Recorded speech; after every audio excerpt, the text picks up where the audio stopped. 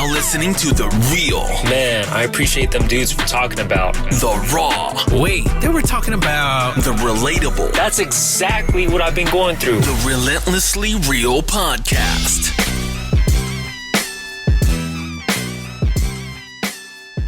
Welcome to Relentlessly Real Podcast, where we discuss real, raw, relatable topics. Thank you for taking time to listen to our podcast today. Let's kick this off with some introductions. My name is John. My name's Mike. And I'm Terrence. What's going on with you guys? How y'all feeling? Yo, it's actually been a good week.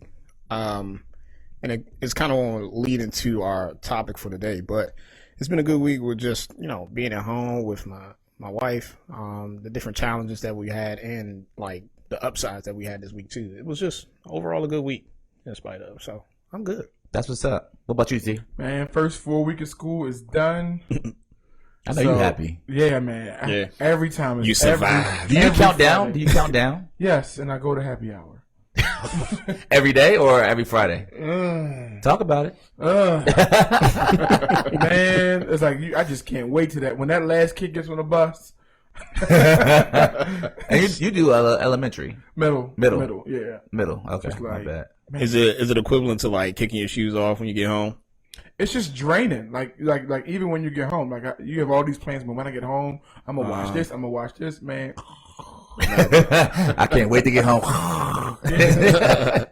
Wow. Yeah. I'm doing good too, man. I feel like my life entrepreneurial journey is starting to get a little bit more understood, like what I'm trying to Yeah, trying to do. the house is almost finished. The right? house is almost finished. The foul on that joint. It's going to be done. Hopefully next week will be done. Oh, dang. And put it on the market. Yeah, man. really dope. I didn't know it was that quick. Yeah, man. Yeah, That's what's up. it's been a 3-month turnaround, and to make any kind of money, we got to do it quickly, So, Yeah. we're at the end of that project, and I'm actually very excited to see that one go on the market. We're actually looking for our next property. So, if anyone knows about properties in DC, in the DC market or in Maryland, like we're looking for distressed properties to purchase cash, and we'll give you money too on the side. So, let me know. That's what's up, man. Yeah. So anyway, I'm excited about this topic today. We're gonna talk about marriage versus divorce, and I think it's gonna be a really, really good topic. Before we go into that, though, we're gonna go into Mike's trending topic for today. All right, cool. So trending topic for today is going to be Dave Chappelle's Netflix special, Sticks and Stones. And just y'all thoughts on that. Like, how y'all feel about that, John? Y'all seen it, right? I did see. That joint was. I thought that joint was awesome. That joint was awesome, man. It was just awesome. Like It was good. It was good, but it was certain parts on the album just like, and the only reason why I say that is because there were parts where he discussed, well, granted, Dave Chappelle is great at what he does, right? As far as a comedian and being able to bring up the issues that we deal with within society, and use his platform as a comedian to be able to speak to those things. And make light of it too, because, in this day and age, things can be so heavy, right? As far as all the issues that we deal with, but, for him to bring light to it and bring laughter to it, I think it's a gift. Oh yeah, definitely. There were certain moments within the special where I feel like, he spoke on something and it almost got to a point where people laughed at anything he said, but it wasn't a joking moment. Mm-hmm. And I think that was the issue that I had. I was just like, why are these jokers laughing? He's clearly trying to speak to something. He had no expression on his face as if, hey, this is the punchline. There was no punchline. This is a serious issue. that joke about him, like he's like, about when it was about the fans, it's like that's why I hate y'all. Yeah. That was not a joke. He was trying to say that y'all bring up things from like 15 years ago. Yeah. Right. The next thing you know, I'm canceled. Like, I ain't gonna catch me slipping. That's basically what he was saying. I mean, I echoed. I remember we texted about it a little bit on our little Slack or what have you, or on a text message. And then like we talked about basically like I think Mike was the one that said. I saw it, and I think people laughed at stuff that I didn't think was. It was kind of like I don't know if this is funny or if I should laugh type thing, right? Like, and I echo that same kind of like I was laughing, but I was like, yo, I feel awful laughing at it. Like it was the funny and the way he thinks, the way he executes his jokes is definitely different than I've ever heard anyone do it. And his level of comfort in just being able to talk about things that I think he presents value to that, and then he also like kind of punches you in the gut and makes you like, okay, I'm gonna think about that, but I'm also gonna laugh about it too. Yeah. because we talked about this in one of our early episodes about cancel culture and how Yeah. cancel culture is like a big thing right now. And that's essentially what he spoke to. Like, like I love when he talked about Kevin Hart, and this is all spoilers. So if you did not see it by now, stop listening and go actually like listen, like look at it, because otherwise you'll be blown. But he did talk about Kevin Hart and how Kevin Hart is like the nicest person anyone could love. Like, I mean, he's a lovable guy. Like, nobody has any problems with him. And they find something, like you said, in his tweets, you know, from years ago, and says, now, you said that, now apologize for that too, before I will let you have access to speaking, I think at the Emmy Awards or whatever. It was Oscars. We done named everything but the right thing. But, I mean, and I agree with that. I'm like, yo, I echo the same thing we talked about before. Like, cancel culture, I'm over it, yo. Yeah. Like, stop trying to cancel people on that. You know what I mean? For having a different opinion 10, 15 years ago. We weren't who we was 15 years ago. Right. That's true. That's true. It goes back into the episode we did about sensitivity, right, in society. And we've gotten to the point where we've become so sensitive, or insensitive for that matter, where we want to cancel any and everybody for any little thing. Yeah. And there's this false sense of control, right? On censorship. Like, we want to censor you by canceling your money flow, right? So if we cancel you in this way, we'll be able to control you. So that's why, if you listen to, I listened to, Kevin Hart's podcast on XM, and if you have XM, it's the funniest thing you'll ever listen to. Right now, he's not doing it because of the accident or whatever, but, essentially, like, when he's talking, you can hear him posturing. Like, he's trying to, like, not offend anybody to basically not cancel his bag. And one thing that he did say on his XM station was, he said, what I learned from Dave Chappelle is that Dave Chappelle is free. And what I learned is that I'm not free. That's dope. And I said, that is that's a crazy statement to say. It's actually funny because I watched D.L. Hughley's special, and he was saying the same thing with D.L. Hughley's show. And he said the same thing about, Bernie Mac. He said if Bernie Mac was alive today, he would hate it.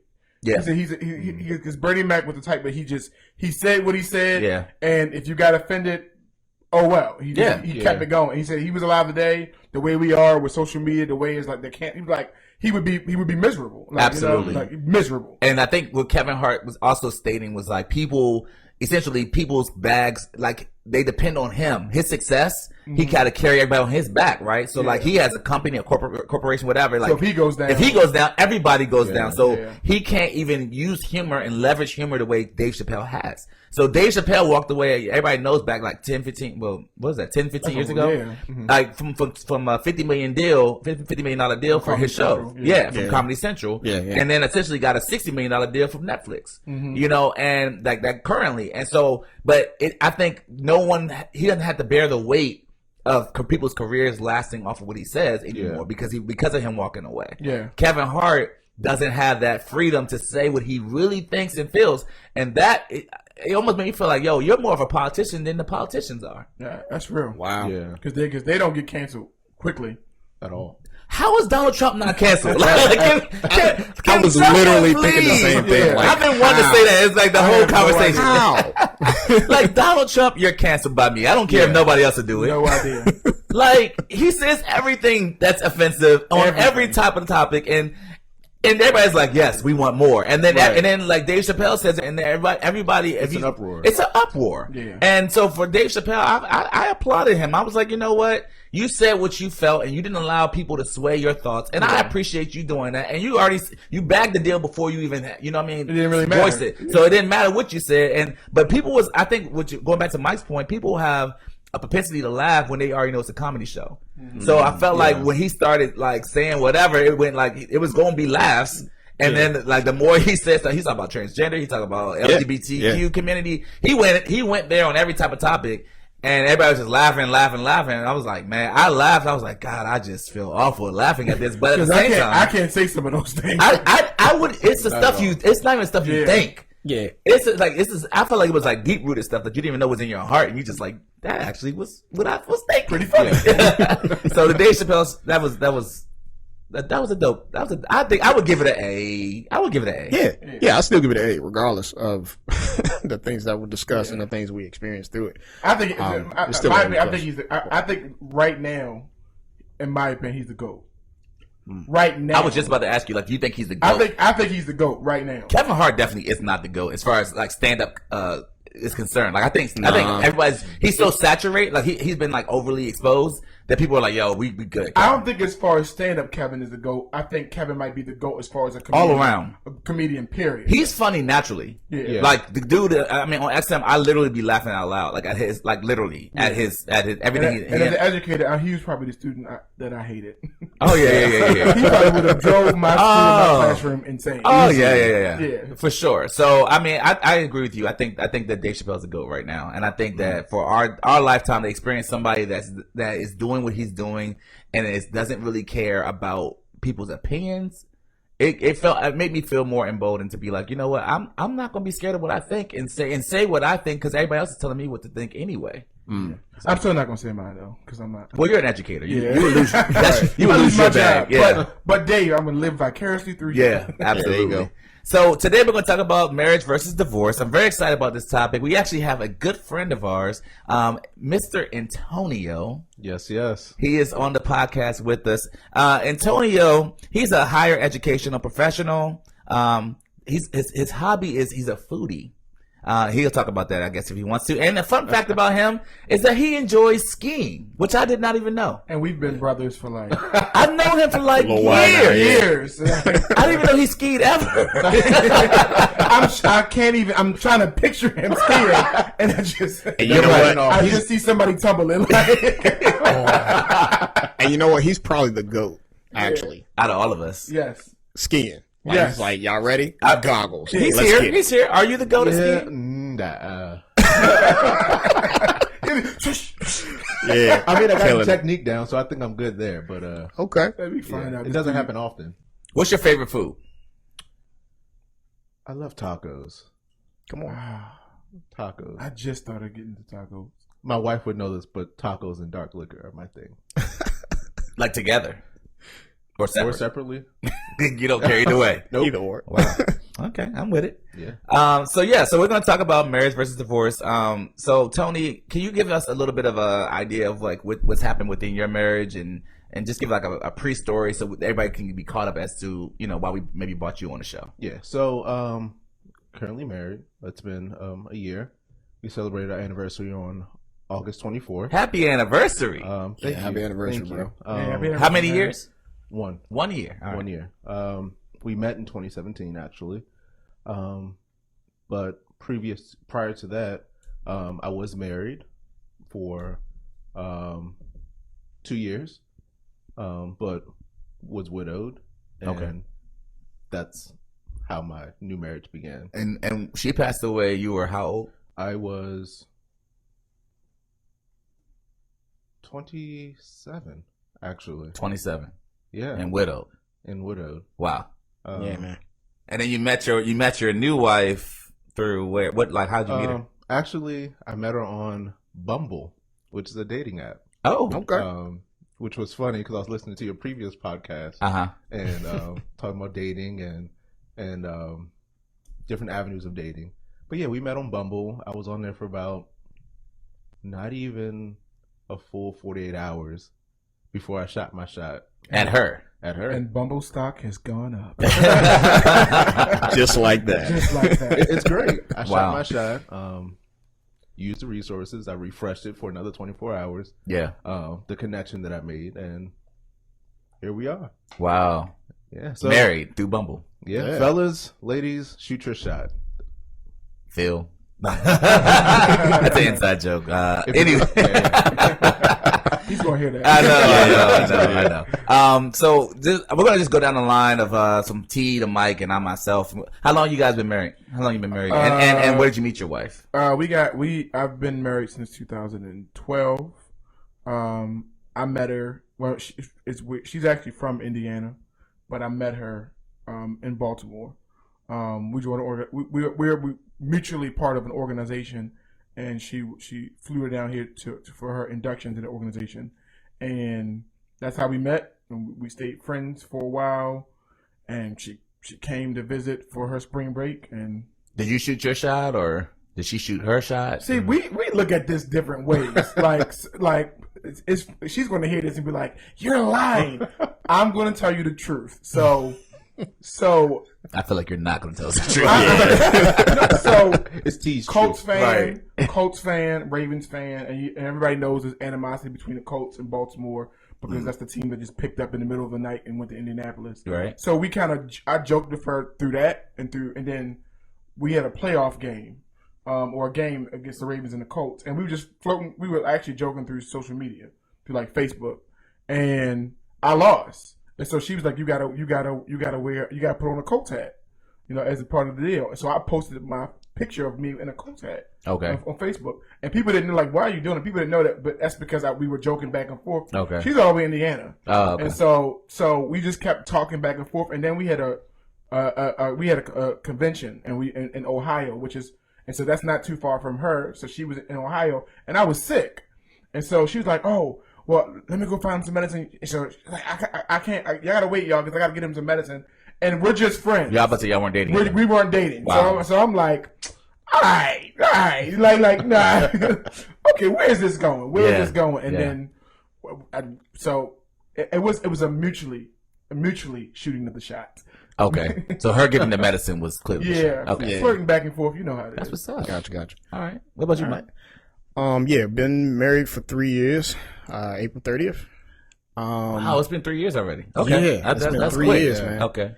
And I'm under the impression that it's just going to keep on flying. And that's cool. Time flies when you're having fun, right? Yeah, that's right. So we met through, similar situation with Terrence. We met through affiliated organization. And it was actually our Founders Day celebration. And we met at that event. From there, it was just kind of like okay, so taking it back, I'm trying to remember. I originally asked her the day before, because it was like a 2-part event, right? We celebrated at one place one day, and then the next day we celebrated somewhere else.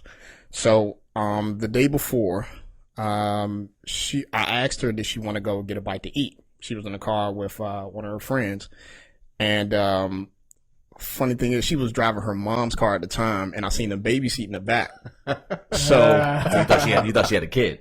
I was like, oh, here you go driving this mom van, and she was like, first of all, this mom van pays the bills for my mother.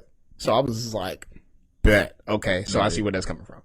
But she originally was like, nah, we good, we gonna head home. I was like, okay, cool. All right, left it alone. And honestly, I was genuinely asking, hey, did y'all want to go bite to eat? Because it was a group of us going. Yeah. Right. So the next day, we were also about to go get another bite to eat, group of friends. And what happened is she came to me and was like, hey, so you kind of seem like the guy that knows, where folks are going as far as like eating, where are we going to eat?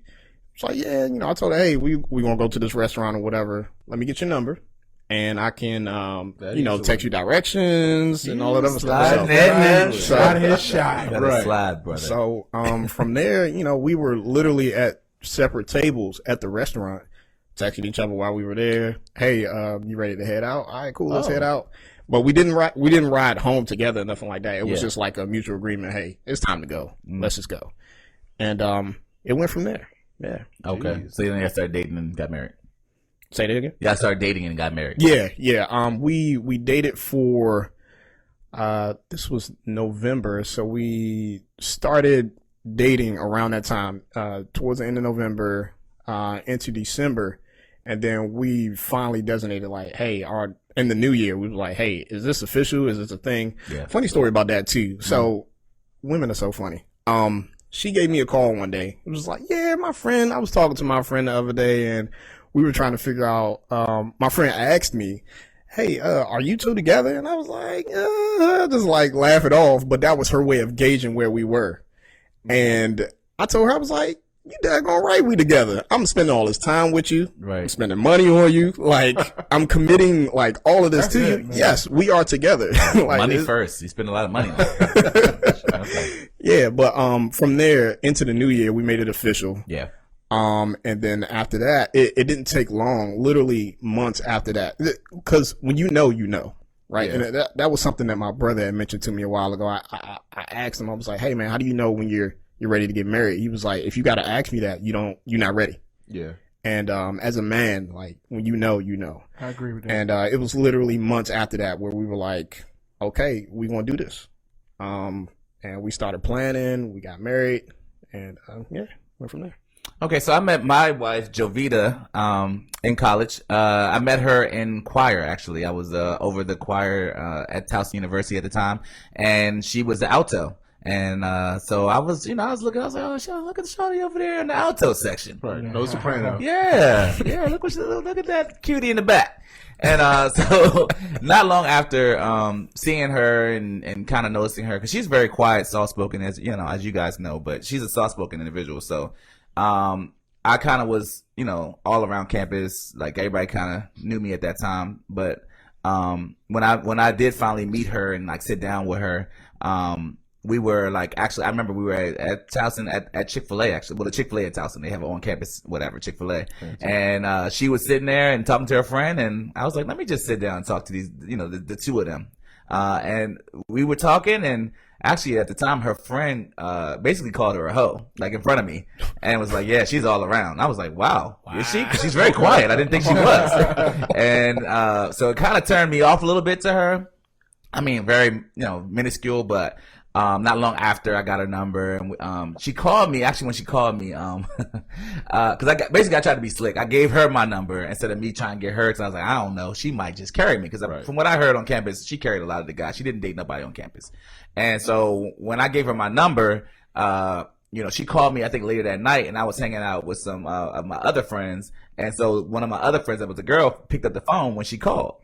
And she was like, Javier was like, can I speak to John? And my friend was like, well, who was this?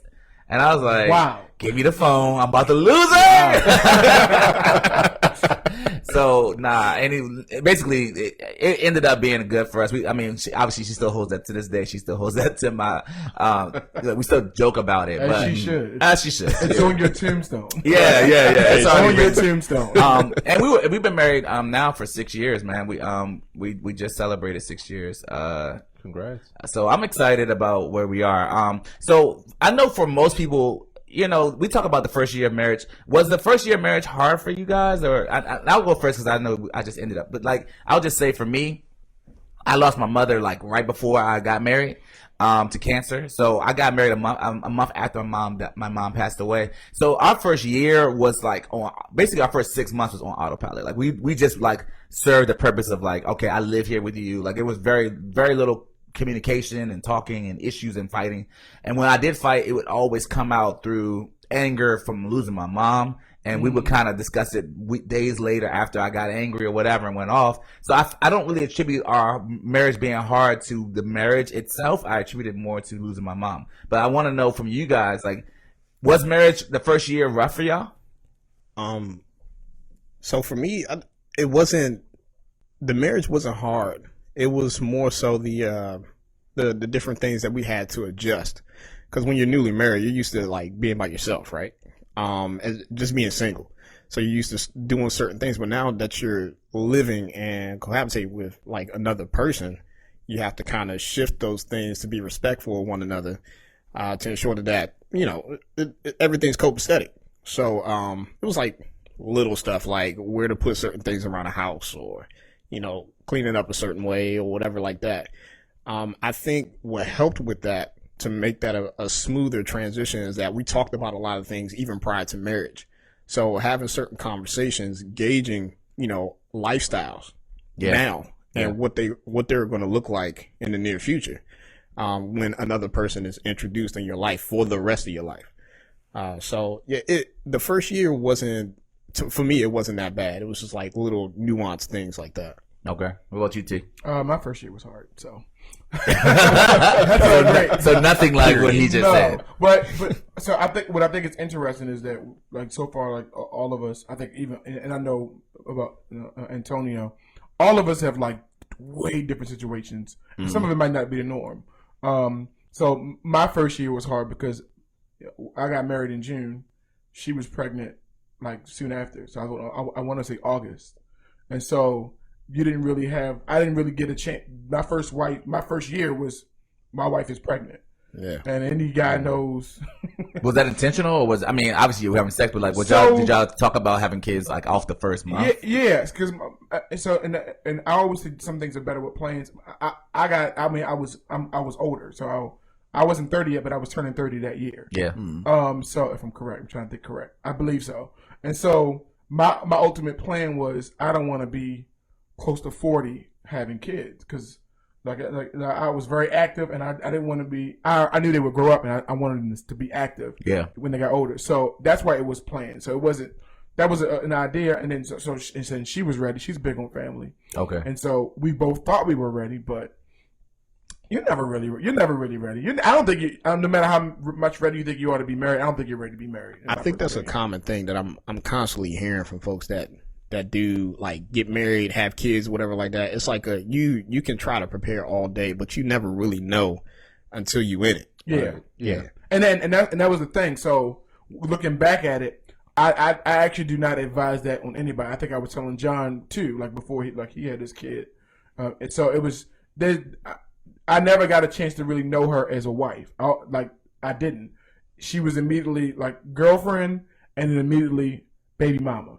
Like so, and so I say that like to say that's how I envision. And so, there's it's not all her, but there's a lot to get into because you immediately as a husband you have to immediately you already have to go into serve mode just as a wife. Yeah. But when your wife is pregnant, you are immediately in serve mode. And so we were moving from place to we were moving. Yeah. Like so there was almost no help while I was moving. I had to do everything. I had to paint. I had to do all of that. At that time I had a career. She was in school, finishing school, just finished school, etc. Yeah. So she wasn't fully into her career yet. Yeah. And so that it was just it was a lot. Yeah. And it was great because it was a beautiful thing. Right. But I just remember it being that first year being a lot. Yeah. What about you? It's been rough. I wouldn't say like rocky as to like, oh, what did I just do? But I think the learning and the adjusting to who my wife is and what my wife needs. Communication and things like that. Still working on it, but figuring out what the triggers are, expectations are, our communication styles, and what she actually needs from me and what I need from her, and being able to speak about it because we do have a lot of the tough conversations, which could aid in it being rocky because we are not shying away from those tough conversations. We're putting issues on the table. We're getting emotional, reacting, whatever, but we're still addressing those things that a lot of people may shy away from. Yeah.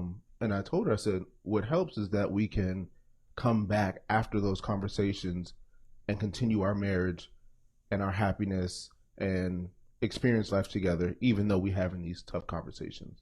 So I think it's been rocky, it's been rough, but it's been good because we're going through it now. So that if we pick up on these things, learn from these things, our next years to come should be a lot smoother. Yeah.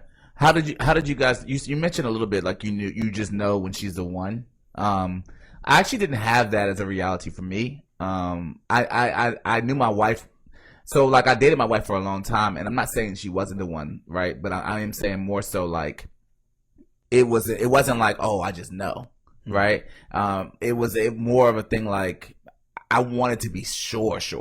Like it's like, I don't know how to say it differently than that. Like because I kind of feel like I'm under the mindset that I have a personality that can kind of get along with anybody. So it kind of I will slap you. I just feel like I feel like I could be accommodating, I should say, to anybody. So I could kind of flow with a lot of different type of personality types, but I also like I felt like I didn't know more. I got confident of her being the one as I was going through marriage more than before I got married. That's one pause. Does everybody up here believe in the concept of the one? Because I don't. That's why I want to ask. I don't believe in that. What does that mean though? Like when you say you don't believe, you believe that there's more than one person you could be married to? I think there's more than one person. You believe in polygamy, or you believe like? Definitely don't believe in polygamy. Because I want to get you fired up right now. I do not believe in polygamy. So what are you saying when you say that though? I don't like kind of what you're saying. I don't believe that Because the idea from what the one is that there's one person that was meant for you to one person that was only created just for you, and there's one person that, and if it's not that person, then I don't believe in that. I don't believe it is. I'm a clear example to that. I don't believe that. Because I believe, I just believe that. I think everything is about like. But why do you say you're a clear example to that? Because I mean, it was more circumstance than anything, it's right? More circumstance, but if that was the one for me, then I wouldn't have found. Yeah, I'm with you. Like I believe if God puts 7 women in front of you, 5 of those women may fit perfectly for you. So I don't believe it's the one. I believe it's who you choose and how you guys work together to make it work. If you're compatible, if you guys can agree on different things. You know what I'm saying? So one may be a better fit than the other, which is how you select your girlfriends and the woman you're going to marry. It's based off of what they bring to the table, how you guys mesh, your lifestyles, your personalities, your future endeavors, and all those things. They come in and you're just like, okay, I love this. Let's do this. That doesn't mean that somebody else couldn't be in this seat as well. And I think the idea of the one defeats the whole purpose defeats the whole idea of God giving us free will. Right. That's how I see it. Like I have free will. So if there was only the one, like that's just how I see it. Like the one, I believe like Tony said, I make the choice, and I believe that God already knew that choice. But I just think that God says, I want you to choose. This person does not line up with you. Yes, this person will be a great fit. You choose this person, perfect, and it fits. So that kind of goes into the whole the scripture about he who findeth a wife finds a good thing, right? So findeth a wife. It's not necessarily find your wife. Find a wife. Like find a wife. So there are folks out here that are capable of being wives, right? Women out here capable of being wives. And as long as you all have the concept of, okay, we want to make this work, not just for us, but we want to involve God in this, right? Mm-hmm. I think that's kind of like me and Renee's story. So, I was not for the whole, hey, there's one person out here for me. Not until I sat down and prayed for specific things, to be, to certain traits that my wife should have that I would be happy with her having. And, when I involved God in that, I feel like he nurtured like her, in her time along with God, like before we actually met. And even now he's continuing to do that for me. And like, he's continuing to do that to me as well. Like me being a husband, I need to be for her. So do I believe that, there's one specific person for another? No. But when you involve God in that, he gears you all for each other, so. Yeah, it sounds like what I'm hearing is like it's some level of like fortitude and kind of pushing through and like I'm going to do what I need to do to make this work. And in spite of the situation, like not like this person's the only person for me and there's no one else. It's more like, okay, when hard times come, whatever the things that hit our relationship happen, we're going to push through this type thing, like a determination more than anything else. Yeah, like because what helped me understand that Renee was the one is the fact that in spite of what issues, okay, people are going to change, right? Whatever I like today, I'm not going to like 5 years from now. I'm probably not going to like next year. Right. And the same with Renee, my wife. So, I needed to find somebody that I was willing to go through those changes with. And I think that's what it comes down to. Find somebody that you want to go through those changes in life with. Right. I understood like the way she conceptualized things, like understanding how things work, even from a biblical standpoint, right? Like the fact that she had God in her life, the fact that I wanted God in my life, when our standards and morals are aligned like that, right? Equally yoked.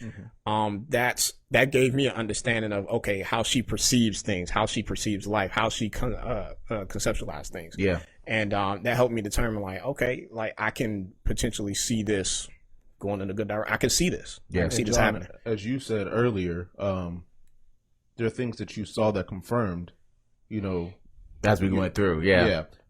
So as me and Portia were dating, there are things that happened that confirmed my choice in what I actually saw. Yeah. Like, she's a planner, legit. Yeah.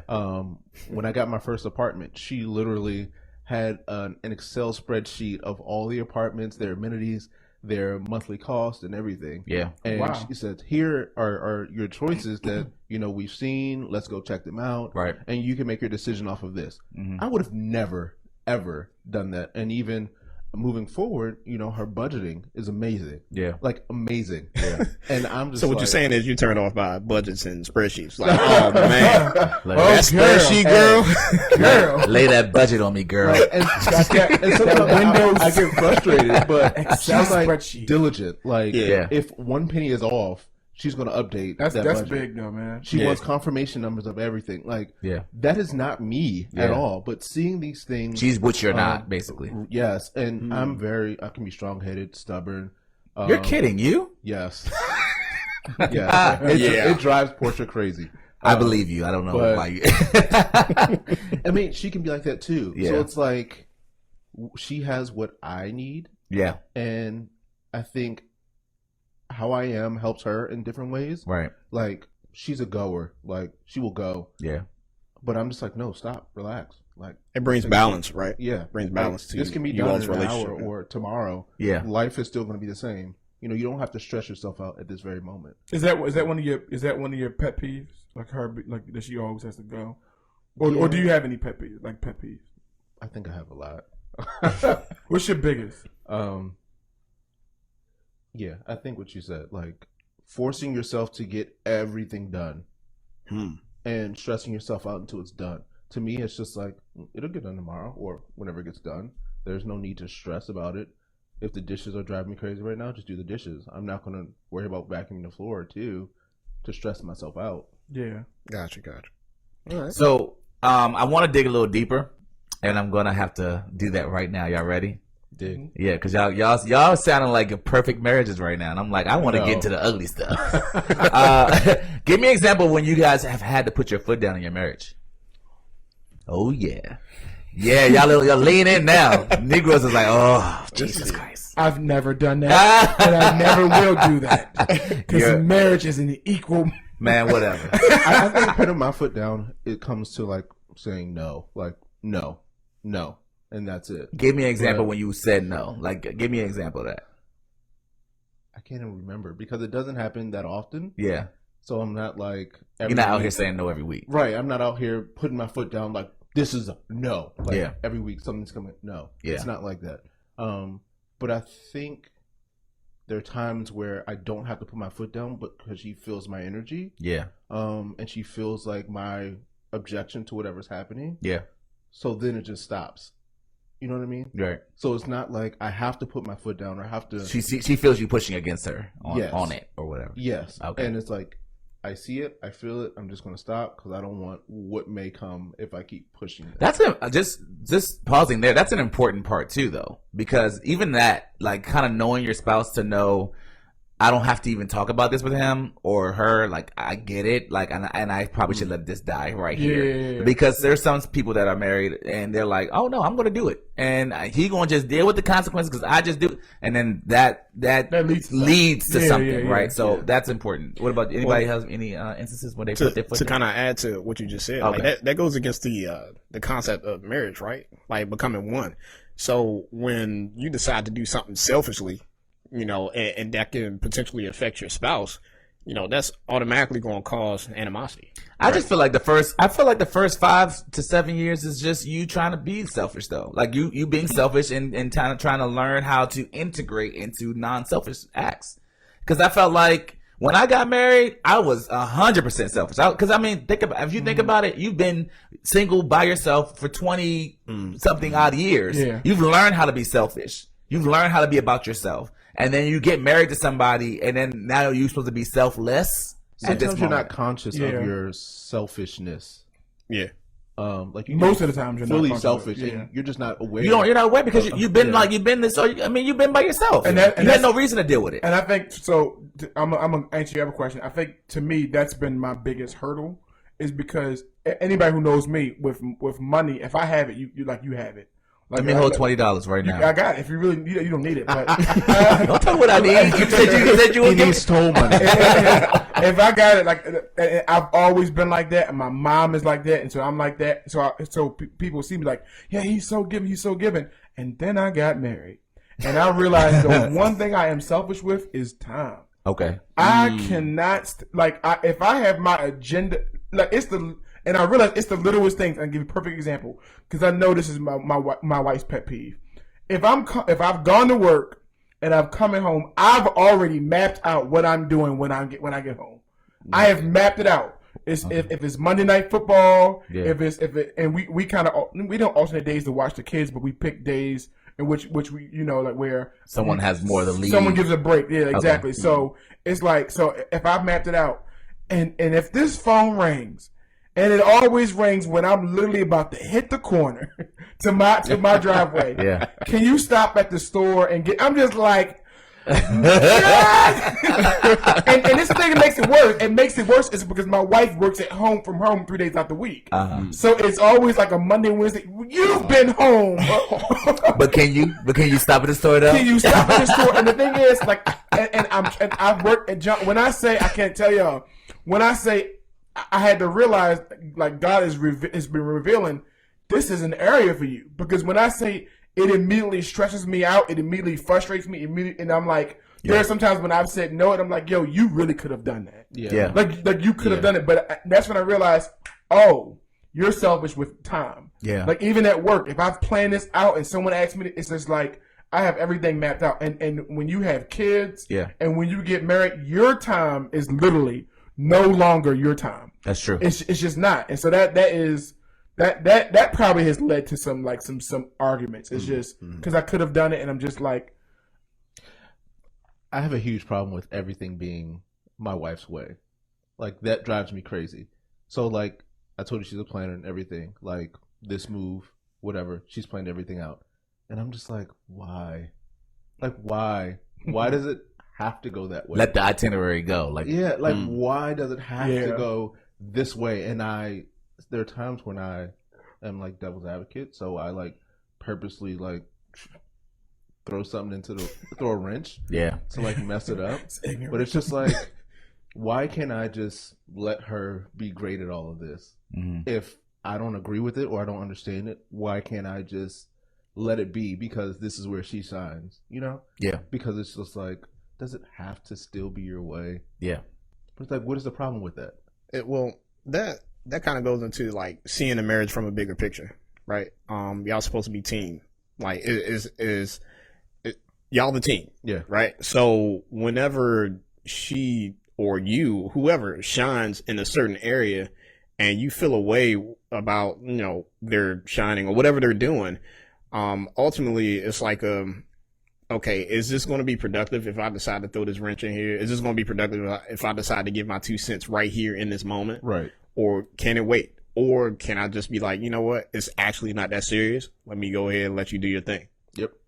Eric, do you guys think marriage is work? Oh, yeah. Absolutely. Do you see it as a job, like a hard? It is a job.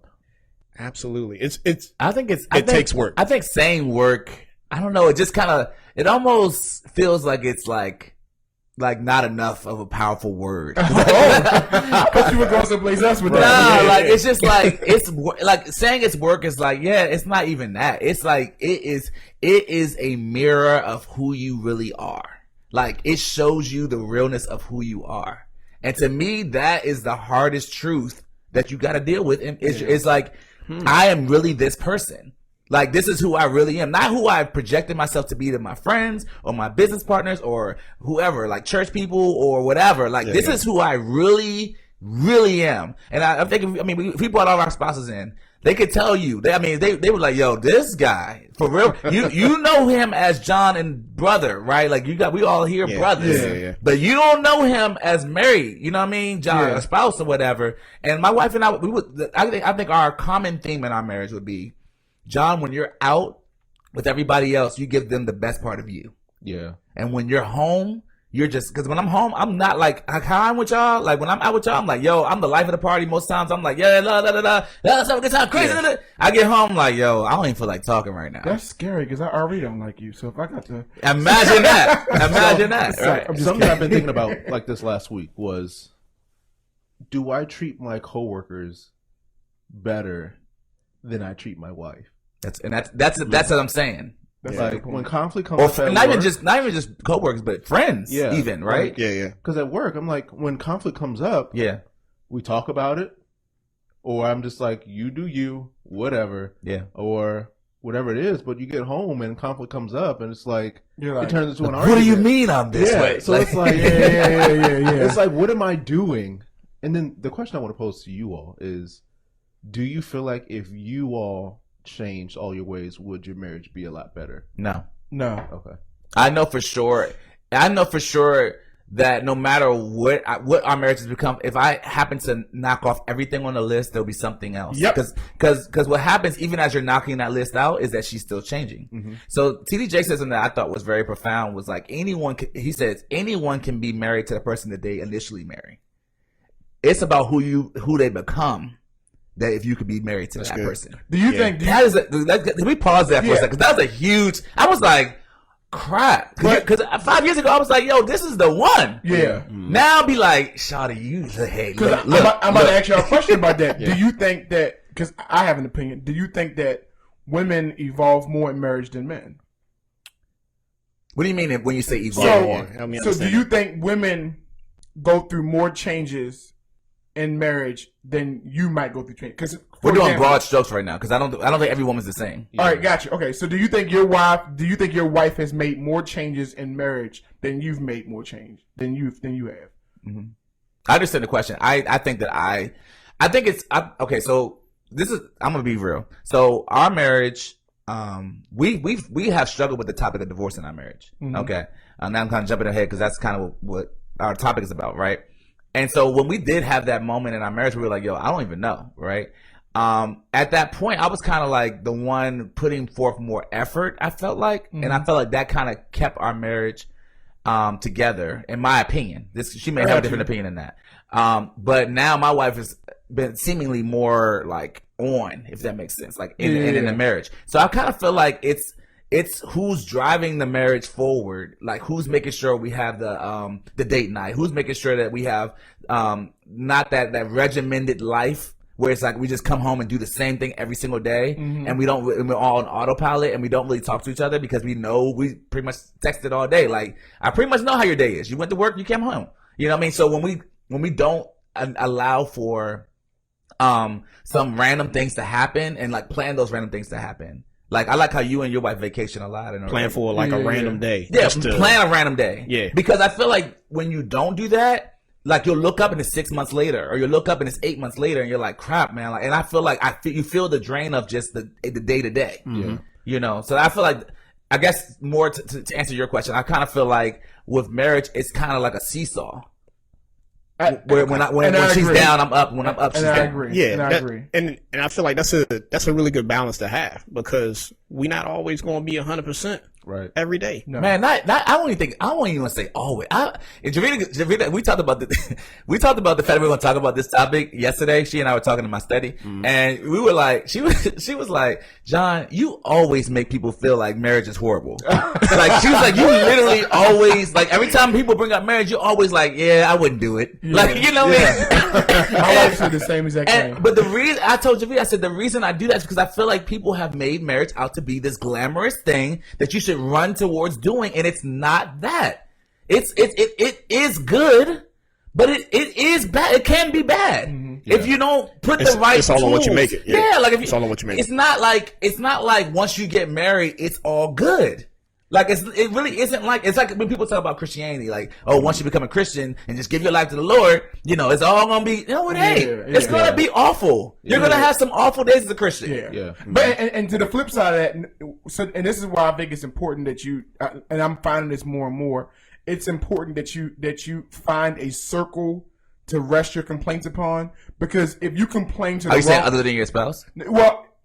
Even if it's other, if I think it's healthy to have another network that you can talk to Okay, wait, like a soundboard. Who's your right? network? Just so I would say like y'all, like right now, understand. that's people don't know this is actually how this podcast came about. It was us. Actually, us four. Actually, it was us as brothers. I organized to where one Saturday out the month we would come together and we would just sit because we were all married and to talk about what's going on in our marriage. And from that we birthed like a podcast. That's right. And so it's funny how it's episode 5 and we're just now talking about marriage, which is how we wanted it. But what I think it's important because one thing I realize is it's human nature. You are going to vent. Yeah. Because if you don't vent, you're gonna blow up. You're gonna blow up. So you're gonna vent. The problem is if you vent to the wrong circle about issues in your marriage, it can destroy your marriage. It can destroy your marriage, and it also presents the idea. People then say, "Well, your marriage is all bad." Like they say, your marriage is all bad because you're venting. No, just because I'm venting, I am venting about what's happening right now. Yeah, right. This is 6 days. This is the day out of this week. The other 5 days could have been great, but they take what you vent about to be like, oh yeah, that person's marriage is just. And sometimes you just need a soundboard, right? You need somebody you can bounce some ideas off of, bounce some issues off of, whether they have feedback or whatever the case. Sometimes you need to hear it, right? You need to hear yourself voice these things. Yeah. And even if that other person that's listening to you doesn't say anything back, it's just like it kind of brings things to life, like the power in the tongue. Right. Yeah. Like, there have been plenty of times in when we've had our brunch meetups where it literally was our conversations that saved marriages, I believe. Yeah. Because we would say things I remember one time we were talking about like out serving each other. Like in marriage. And like, that whole idea of like, I know I'm not going to base my servitude off of what you do. I'm going to just do what I know I can do capacity wise. Like just stuff like that. It's like, well, I never thought of it like that. Or, like we would just vent to each other to be able to say, oh, yo, this is what I'm going through. And like, oh, even the idea of I'm going through that too. When you have a whole thing of like normalizing behavior, because the thing that happens in marriage is all too often is you feel like you're the only one. Yeah. And you feel like you're ill-equipped to make it through this because you're like, man, if I feel like everyone else looks like their marriage is surviving and mine looks like it's not, and I can't talk to whoever else. All of y'all are married, but at the time where things are going crazy in my marriage, if we didn't have the brunches or whatever, we would not have. You wouldn't have known that. I wouldn't have just been like, hey, randomly, bro, whatever. My marriage is going through X, Y, and Z because there's a pride factor of like saying, yeah, we got it together. Well, we really don't. Yeah. And not only that, it's good to have people that will tell you when you're wrong. Yes. And when you're in the wrong, we would do that all the time. Yes. We will vent. We would do that all the time. We will share what's going on. And you're dead. We would say, yo, you're dead. Wrong. Like, you're dead wrong. And I want people to hear that because this is a circle of men who are not like I just had. We talk about it all the time. I had this belief that if I was to send one of these guys a message, yo, look at this shorty who just approached me. Yeah. They would be like, so you blocked her, right? You punked me with that. Yeah, I did. Yeah, like T. Okay, there was an instance where this is a funny joke. Where T, he gonna send me a picture of this girl, and he was like, "Yeah, man. So look, me and Shawty, man. Like, I don't know. Me and her hooked up. Basically trying to say they hooked up. Yeah. And I'm like, bruh. He's like, what should I do? I'm like, bruh. First off, she's cute.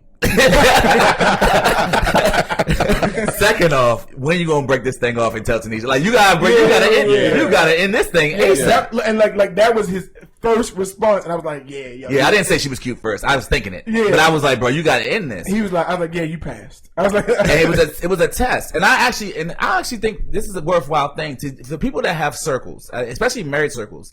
I think it's a worthwhile test to test your friends with something like that to see how they will respond. Do it now while there's no storm in your marriage. Yeah. So you know who weed out of your marriage circle. Yeah. Yeah. Because if you want your marriage to last, it has to. It's almost like when you're drunk versus when you're sober. Yeah. When you're sober, that's when you make your best judgment. So right now, if everything in your marriage is copacetic, go ahead and send that text message to some of your friends and see if they're like, yeah, man, I would smash that too, or if they were like, bro, you tripping. Because that way you need to start weeding them out now so that you know who your real circle is that's going to help you sustain your marriage. Yeah. Because everybody that was here around this table right now wasn't even, y'all were all pretty much at my marriage, whatever, when we got married or whatever. Yeah. But the people that were, basically what I'm trying to say is when I got married, there are people that are not in my circle that when I got married now, like, they not in my circle like that now. Yeah. So the people that stood behind me or whatever, they're not there. They're not here right now for whatever reason, not bad or good, whatever. They're just not here. So you got to maintain, in my opinion, that's the only thing, the only reason between me having y'all in my life and having, you know, God in my life and us like kind of like having some level of like, we're going to make it through this. Like that's a lot of what made our marriage last. You can't be so sensitive. That's what I'm learning, and I need to work on. Like, you can't be to your spouse. Yeah, you just can't be super sensitive. Hold on, help me understand that. Like, what you mean sensitivity to everything she's saying? Like, take it to heart. Be like feedback when she gets feedback. Yeah, like be affected to the point where taking offense. Yeah. Like, so it's almost like an intimacy thing. Like you're like because it's one person said that intimacy is into me. You see, intimacy. And so like when she's exposing you, it may feel like it's like a dagger. Like I'm emotional. Right. I feel hurt. I feel alone. But understanding the perspective of where it's coming from, right? Y'all got married for a reason. Y'all got married because you love each other. So the fact that she's even bringing this up is not coming at like not trying to, you know, stab you in the back type thing, but she's trying to come at you in a way to better yourself. To me, it sounds less like sensitivity and more like pride. Because nobody likes negative feedback. Right. And see, this is the kind of stuff that we'll say, like, if we're at brunch right now. Hopefully we go to brunch after this. But like, if we're at brunch, we would say this at the table. Like, you know, like y'all, like, and only men can do this to men. Yeah. I believe that holistically, man. Like, I have no female friends that can check me the way y'all check me. Yeah. And I don't want none, right? Like, all of my guy friends will be like, bro, actually, that's pride. And you're like, God dang, you gonna just read my whole life like that? That's why I said I don't like you. You didn't hear me say it earlier. I said I don't like you. And I appreciate you. I will slap you. Yeah. Like, but nobody likes negative feedback. And that's I think, so, because you asked the question earlier, I think no one likes negative feedback, and I think that's been the biggest, like one of the driving things in my marriage is that when you get feedback, I have to tell my wife all the time, like, I'm giving you feedback, like I'm complaining about something, giving you feedback. It don't mean like, yo, this is over. Like, it's anything vice versa. I'm telling you that this when this happened, this upset me, and I would like for you to change this. It doesn't mean you're now the devil and I got to get rid of that devil. It's just like, but if you're someone, and I am too, I am part of it. If negative feedback kind of bothers you, I think, at least in my opinion, if you realize that about your spouse, you might have to shape that feedback in a different way. Yeah. Like, and while we're talking, I'm tending to think about work again. When you go into your one-on-one with your supervisor, boss, whatever, and they give you that negative feedback, what are you going to do? You're going to go back, you're going to develop, you're going to grow, you're going to change your habits so that you keep your job, everything goes smoothly. So why, when a spouse does it, whatever, do we? I like do's it. do's it. Do we take such offense and we don't go back, fix, change, grow to keep everything going smoothly? You only go. I'm gonna present an analogy. You only go back, fix, change, and grow if you like your job or you want to keep your job. Oh, that's good. So that's really good. I'm not even saying that. Anything I say is incriminating. because if you do not like your job, and you don't, or you realize you don't need your job, then you're like, oh well, I can go get another job. I'm filling out another application. That leads into the next part that I'm thinking about, because if you lay on the table all the issues or the things that you see wrong, that you want your spouse to develop, and they just don't give a damn, and they just keep doing them, whatever, you can vent all you want, there's nothing that's going to change them, because they're showing you that they don't value what you're saying, they don't value how you feel, they don't value you. Here's a question though. What if they change it temporarily and they go on autopilot again? Like, what if they do and change it, but they just, over time, which happens in marriages, they forget or they go back. There's a lot of different things. What is happening when they change it? Are you acknowledging the changes? Are you making them aware that you see the changes? Because sometimes you go back to autopilot because you feel like nothing is being. So that kind of gets to something that we've incorporated, right? We have these weekly check-ins now. Being you and your wife? Yeah, me and my wife. So we have these weekly check-ins where, we discuss something good that happened this week, something that was challenging, and kind of sandwich it, right? Something good, something challenging, and either something good again or something that helped us overcome whatever that challenge is. And we try to gear it towards like us as individuals, not just like within whatever we go through individually, but as a collective. Like, what was a challenge for us this week, like between us and our marriage? So that helps keep you all, I guess, aware of the changes that were discussed the week prior or the month ago or whatever. And also like moving forward, continuing to move forward, right? Mm-hmm. But that kind of leads into the next part, and we're probably going to end up getting into this in our next episode. Yeah, so this is what we're going to do. We're actually going to go ahead and resolve this episode for right now, because what we've been getting back from our listeners is like, yo, this is great, but an hour and 45 minutes of podcast is just a little bit too long. And I agree. So what we're going to do right now, we're going to go into Terrence's Real Talk wrap-up. We are going to have a part 2 of this particular episode, where we discuss a little bit more of what it means to be married from a male's perspective. But before we end the show off, we are going to have Terrence do his Real Talk wrap up right now. Perfect. All right, so we're going to start this one off with some jokes this time. Is that all right? That's cool. Yeah, that's perfect. good. If you're wrong and you shut up, you must be a wise man. If you're right and you shut up, you must be a married man. If at first you don't succeed, try doing it the way your wife told you. Okay, I got another one. Marriage is like a hot bath. Once you get used to it, it's not so hot anymore. That's weird. Okay, I got another one. So, a man yells at his wife, "Pack your bags, honey. I just won the lottery." She responds, "That's amazing. Should I pack for the beach or the mountains?" He says, "I don't care where you go. Just get out." Too much. Okay. Last one. We both said I do, and we haven't agreed on anything since. Wow. You see, they say all good comedy has a hint of truth to it. And I believe that's true. As horrible as these jokes are, they make marriage seem very macabre, lurid, and downright gruesome. It must be true, because marriage rates in the U.S. are on a sharp decline. 57% of adults got married 10 years ago, and actually less than 51% are getting married now. So you may ask yourself, what does this have to do with me? Everything. This past June, a researcher named Genevieve Woods discussed in an article how family breakdown harms society as a whole. That's why America's declining marriage rate is a real problem. The decline in marriage impacts each and every one of us, from the amount of taxes we pay to the level of crime in our neighborhoods. On average, married couples have better physical health, more financial stability, and greater social mobility than unmarried people. Studies show that children of married couples are more likely to experience higher academic performance, emotional maturity, and financial stability than children who don't have both their parents in their home. Children raised in a single-parent homes are statistically more likely to abuse drugs and alcohol, exhibit poor social behavior, and commit violent crimes. They are also more likely to drop out of school. Also, when it comes to fighting poverty, marriage reduces the probability of child poverty by 80%. It's a lot. So knowing all of that, why aren't people doing it? Why aren't people doing it? A lot of men, and nowadays a lot of women, are flat out saying, "Oh, you want to get married? Nah, I'm going to head out." So do they know something we don't? Was there an epiphany of all epiphanies annexed by the enlightened people of society, while the rest of us are left to suffer? Probably not.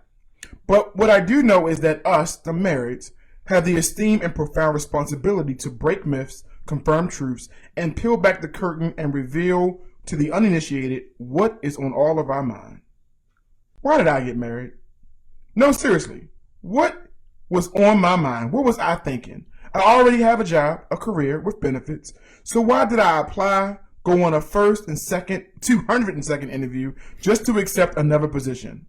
If marriage is truly work, and if marriage is truly a secondary career, why did I do it?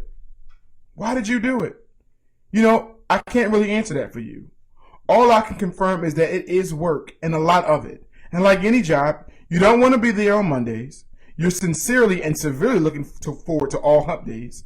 Sometimes the benefits ain't worth it. Hopefully you get to take vacations from it, and you're often tempted to seek another position with another firm, but you are so comfortable staying put. Yes, ladies and gentlemen, marriage is work. And if you've been married long enough or have invested enough time and energy, you will quickly know what marriage is all about. You see, I still believe that the best jobs are the jobs that you love.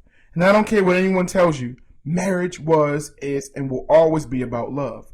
And love wasn't, isn't, and never will be about that cute, bubbly, warm feeling you got when you first met her. Love isn't those butterflies that The Notebook, Love Jones, and Love and Basketball got you believing. And this is coming from a hopeless romantic. Yes, I am a hopeless romantic, but I do realize that love is not a feeling. Because I don't always feel like being patient with my wife, but I have to be. I don't always want to be kind to her some days, but I have to be. Sometimes I want to be selfish, sometimes I am selfish and self-seeking, but I'm not supposed to be. See, sometimes I do things that piss her off, but love requires her to think twice before being angry. You see, love isn't one of those verbs. Love is one of those verbs that requires you to constantly act even when you don't feel like it. Marriage is a job, ladies and gentlemen, and if you have a marriage that is constantly based on how you feel, then unfortunately you applied and acquired a job that is out of your field. All right, guys. That was awesome, T. Thank you so much for that Real Talk wrap-up today. I think today's topic was really, really good, man. I'm glad that we got to dive in deep on marriages. And hopefully for men that are looking to get married, they can have a clearer lens of what it looks like to be married to their spouse or potential spouse. It's definitely work. It's definitely hard work. And so we're going to wrap it up today.